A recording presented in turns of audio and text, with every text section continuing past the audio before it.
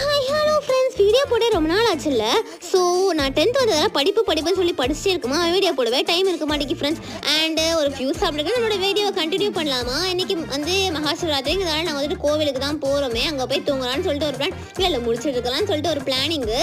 ஆனால் எவ்வளோ நேரம் முடிச்சிருக்க போகிறேன்னு தெரியலையே. புக்கு நோட்லாம் தூக்கி வச்சுட்டு படிச்சுக்கிட்டே முடிக்கலாம்னு சொல்லிட்டு போனால் எங்கள் பாட்டியை கூட்டிகிட்டு போகிறதுக்குள்ளே பெரும் படாய் போச்சு.